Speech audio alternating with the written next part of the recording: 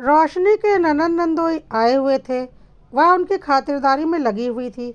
सासू माँ रोशनी को सब कुछ अच्छे से करने का निर्देश दे रही थी। रोशनी भी अपने हिसाब से सब कुछ अच्छे से करने की कोशिश कर रही थी, क्योंकि नंदोई साहब थोड़ा तुनक मिजाज थे और बात बात पर नाराज़ होते रहते थे। रोशनी की एक छोटी बेटी थी, उसे भी रोशनी को देखना होता था। रोशनी ने खाना परोसा था और बेटी रोने लगी। रोशनी ने सोचा, चलो खाना तो दे ही दिया है, 5 मिनट पहले बेटी को देख लेते हैं, उसे क्या चाहिए, फिर आकर यहाँ सबसे पूछ लूँगी कि किसी को कुछ लेना होगा तो दे दूँगी। वैसे तो डाइनिंग टेबल पर सब कुछ रखा हुआ ही है, दीदी तो है ही, वह सर्व कर देंगी। यह सोचकर रोशनी अपने कमरे में अपनी बेटी के पास चली गई।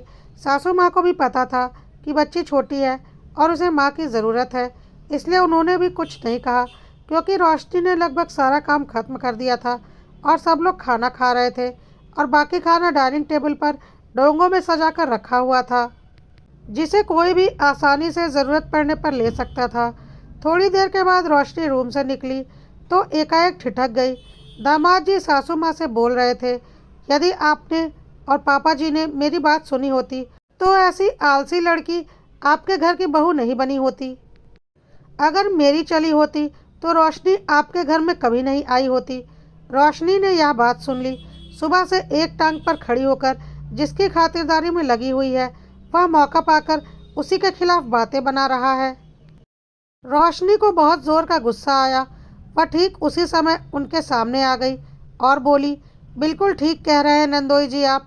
अगर आपकी चलती तो शायद मैं इस घर में नहीं आती, लेकिन यही बात मैं भी कहना चाहती हूँ।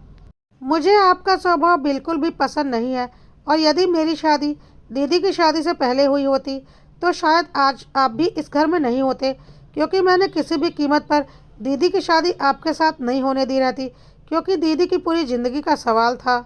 दामाद जी नाराज़ होकर टेबल से उठ गए और बोले, देख लीजिए आपकी बहू किस तरह की बातें कर रही है। सासू माँ बात को संभालना चाहती थी, लेकिन रोशनी के ससुर जी ने बोला, बहू ने कुछ भी गलत नहीं बोला।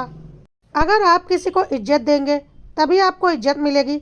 आपने यहाँ तो देख लिया कि रोशनी खाना परोसकर अपनी बेटी के पास चली गई, पर आपको यह नहीं दिख रहा कि सुबह से रोशनी काम में लगी हुई है। किसी ने उसकी कोई मदद नहीं की है और ऊपर से उसकी एक छोटी बच्ची है जिसे माँ की ज़रूरत है, और आपने उसी के खिलाफ बातें बनानी शुरू कर दी, जो दिन रात हमारे लिए एक पैर पर खड़ी रहती है। मैं मेरी बहू के खिलाफ एक शब्द भी नहीं सुन सकता। दामाद जी को समझ में आ चुका था कि अब यहाँ पर उनकी चुगली वाली दाल नहीं गलने वाली। उन्होंने खाना खाया और चुपचाप वहाँ से निकल जाने में ही अपनी भलाई समझी। रोशनी की सास ने बोला, क्या ज़रूरत थी दामाद जी को इतना सुनाने की, आखिर वह इस घर के दामाद हैं। कुछ बोल भी दिया तो क्या फ़र्क पड़ता है, हम थोड़ी ना रोशनी को कुछ बोलने जा रहे हैं। इस पर ससुर जी ने बोला, बिल्कुल फ़र्क पड़ता है। जो लड़की दिन रात हमारे लिए खड़ी रहती है, हर तरह से हमारी सेवा करती है, मैं उसकी बेइज्जती बर्दाश्त नहीं कर सकता। तुम और मैं दोनों अच्छे से जानते हैं कि ज़रूरत पड़ने पर तुम्हारी बेटी दामाद नहीं आने वाले, पर तुम्हारा बेटा बहू एक टांग पर खड़े होकर हमारी सेवा करेंगे, तो मैं अपने बेटे बहू के लिए क्यों ना बोलूं।